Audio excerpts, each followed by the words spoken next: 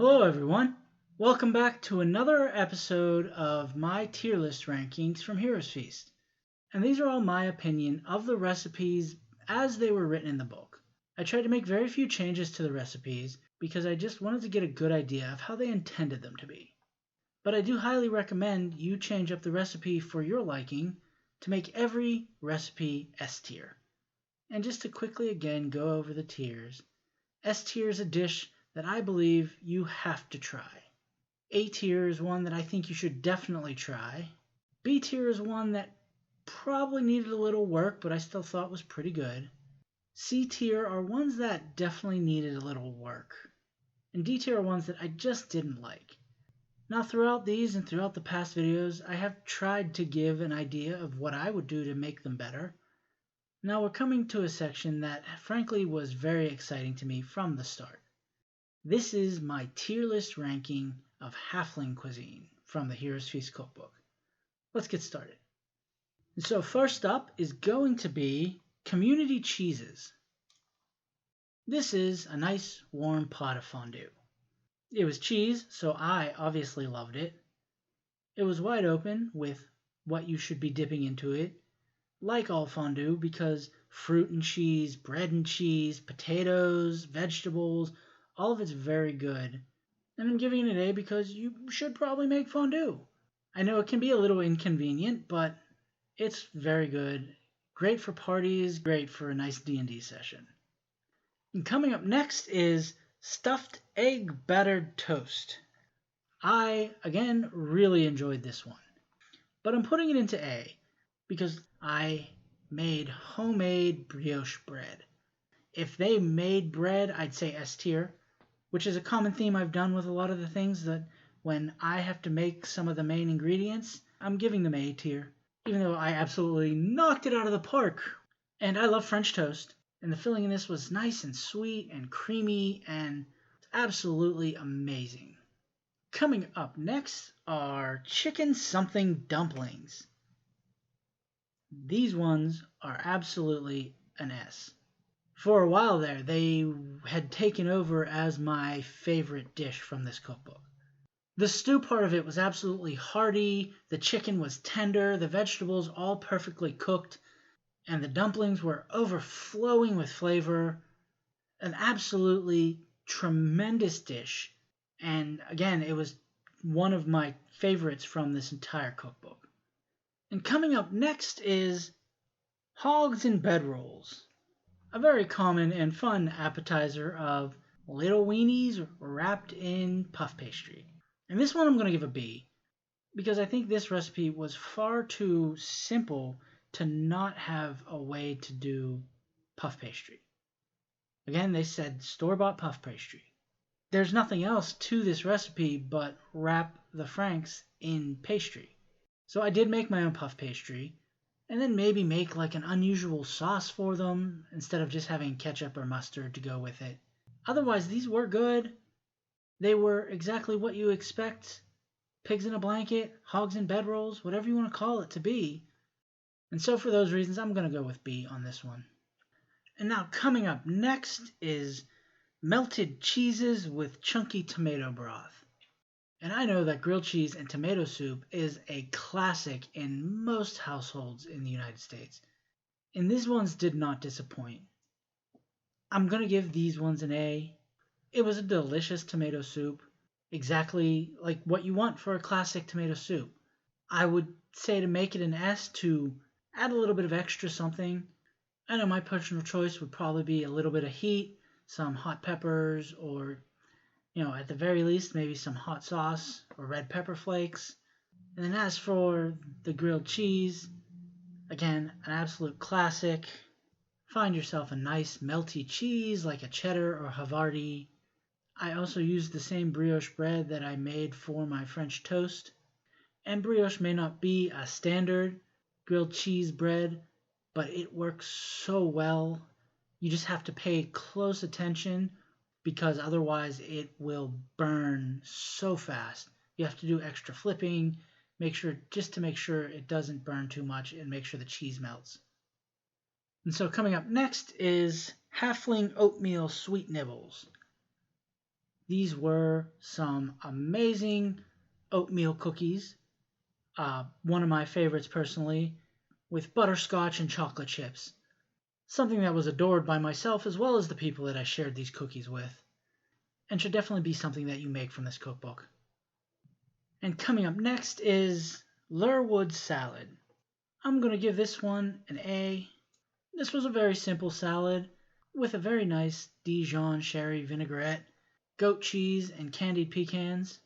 It was fresh with some sweetness and the sour acidic flavor of the vinaigrette with a nice creamy goat cheese on top. It was a very good salad. And then coming up next is Everything Soup. Oh boy, so this one I think is going to be a B, but a low B. It was fine. The idea behind the soup is whatever you got lying around, throw together in a pot and make a nice soup. It's chicken, it's corn, it's onion, it's carrot, it's literally everything that might be left over from something bigger you made the night before. The real saving grace of this was the rosemary butter. It was fragrant, it was flavorful, and even though you just poured a little bit on top of the soup, it really permeated through the whole thing wonderfully. Like I said, it's good. I don't have any real faults with it. Throwing things together like that in a pot is what really got me into cooking. So maybe I should think about it like that, a nice simple elegant way to start enjoying the act of cooking. Making something like this with a little bit of everything that just turns out very well. But even with that, I'm still going to keep it as a B.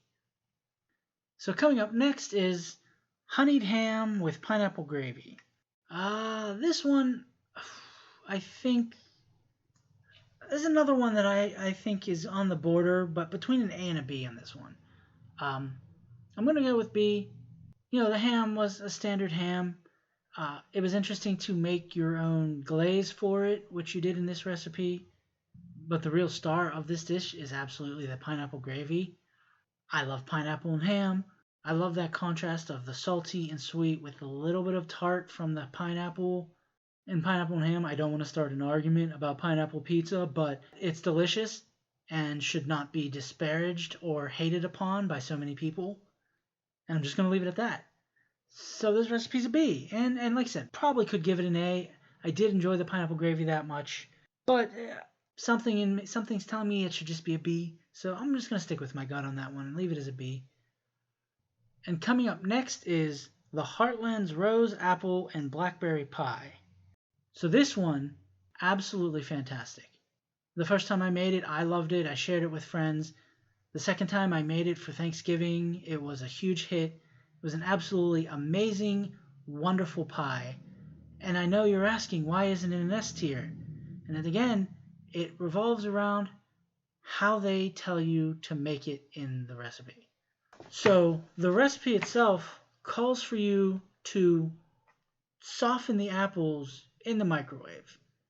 And that's a fine way of doing it. The problem is that releases so much of the liquid. Many of the other people throughout the internet that I saw that had made this recipe, in fact, it's like that in the picture, one of the pictures in the book, the inside of the pie is incredibly runny. Here is the picture from the book. If you do it the way that they say, it becomes runny. And something I said when I was making the recipe, I jokingly said, well, it's a cooking show, I'm going to cook. And as it turned out, was the superior way of softening these apples.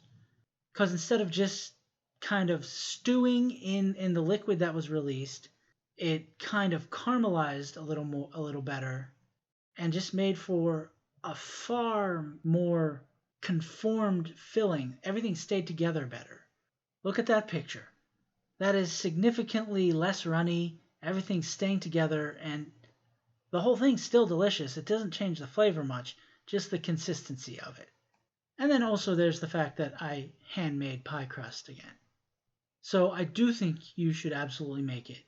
And I think you should follow my method where you cook it in the large saucepan Or if you do make it that way, maybe drain off some of the water. A, but if you do it right, it's an S. The blackberry and apple go so well together. The sweet and tart, and then the nice buttery, flaky crust. Everything you want with a fantastic pie. And then finally, for the last recipe from the Halfling Cuisine, Honey-Drizzled cream puffs. I'm going to put these ones in A. They were delicious. Making puffs like this is difficult. And I think what you should do when you make this is maybe make them a little smaller. I really think these would have benefited from being a large bite rather than 3 bites, because as they often do in that situation, the cream kind of shoots out of the side and falls everywhere. But the puff was very good. The cream was very good. I just think they overdid it with the size. And that's my ranking of the recipes from the Halfling Cuisine section. I hope you enjoyed. You can follow me on Instagram or Twitter at chef_Valmore. The links will be in the description below. Thanks for watching. Like, subscribe, and you can find me back here on YouTube on Mondays, where I'm cooking through several different nerdy cookbooks. And I still have 2 more sections to go through Heroes Feast, so come on back next week for another episode of my tier rankings of Heroes Feast.